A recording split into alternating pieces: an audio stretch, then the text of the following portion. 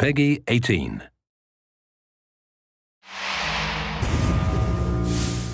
Hi everyone, my name's Alex Hutchinson, Creative Director on Far Cry 4.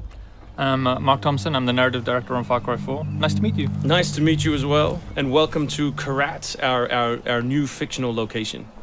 So in Far Cry 4, you step into the shoes of Ajay Ghale, who is returning to the country of his birth, initially just to scatter his mother's ashes before he gets caught up in what's essentially a civil war.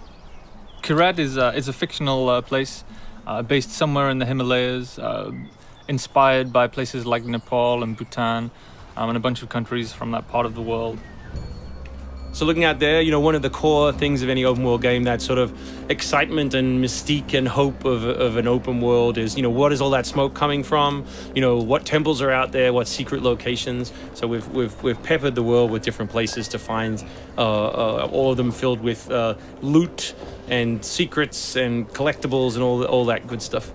And of course, the open world of Far Cry is densely populated with a variety of different animals, beasts. And also that's some kind of yak. I don't even know what that animal was. Yak, I believe. Is it a yak? With next-gen fur. Next-gen fur, that's true. Individually modeled hairs. So you see here with with the eagle, you won't see it in this demo, but you can be attacked from above for the first time in a Far Cry game. So we've tried really to play with verticality, to have threats above and below you. And obviously you can still get involved in the ecosystem of the animals and hunt. And you can throw bait now. Yes, to attract animals. Yeah, and stuff like the eagle stealing the barrel of the goat. Like, it isn't scripted, that's just what happens at the intersection of those two different AI systems talking to each other. The goal being that every player tells themselves a different story, that they get different surprises, that they have a different story to tell their buddies when they come to work the next day or go back to school or whatever. So there are a bunch of new tools in Far Cry 4, one of which you'll see here is the grapple. We wanted to make something that allowed you to clamber over those annoying cliffs you sometimes came across in Far Cry 3, and something that would also lean into the much more vertical, much more sort of mountainous regions we were building in this game. And that was a pretty simple example, but the level designers get pretty crafty with the setup.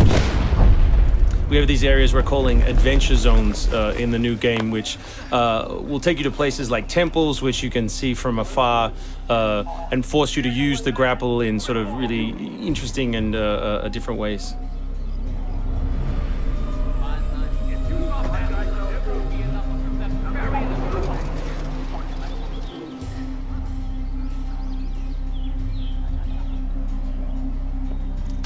The auto crossbow is a new stealth weapon that we've introduced for Far Cry 4. It adds a little more versatility than the bow did in Far Cry 3. Obviously it sacrifices the long range for rapid fire, but it's still a super useful stealth weapon.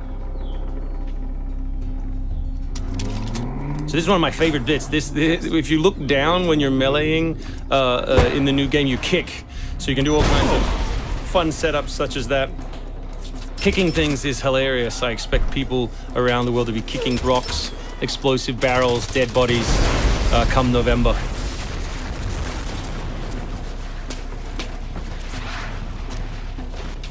Our goal really was just to provide as many tools as possible, whether vehicles or animals or weapons or, you know, goofy stuff, and let people fit them together any way they want. Yeah, and we've snuck a few features in that fans of Far Cry 3 I think are going to be surprised by.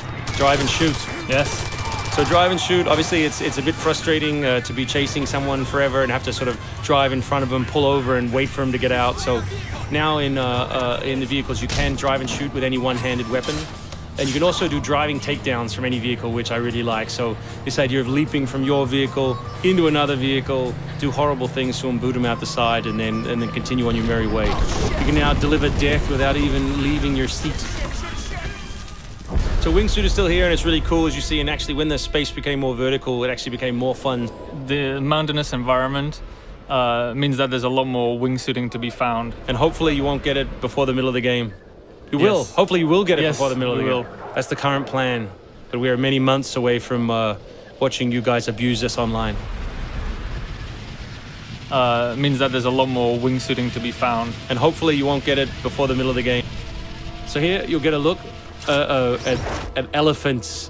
Elephants are awesome. Probably my favorite animal in the game. Weaponized in many different ways. You can drive them into a rage, watch them smash the other characters in the world, or you can clamber on top of one and drive it through the gate yourself. My favorite animal is the human animal. It's very Far Cry 2 of you, Mark. Oh, it's the shark of darkness. So co-op is a massive part of the new game. It's one of our big ways of opening up the open world and letting you play any way you want.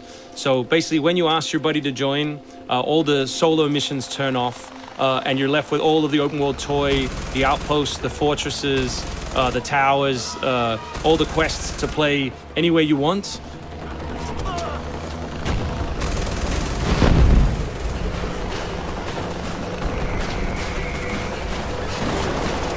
All right, let's do this. What do you think of the Buzzer, Mark, which is a small one-man helicopter? It's very red. No, but it's cool because it gives like this almost like developer perspective on the world. Like you normally, in Far Cry 3, you could never really see an outpost, or you couldn't engage with an outpost from this kind of vantage point, which is really cool. So the outposts from Far Cry 3 were like the template for the fortresses. They're kind of like bigger, better, more badass version of the outpost to more badass. To paraphrase Cliffy B. Badassitude. So imagine charging that vehicle, you know, atop the elephant as opposed to just watching it happen.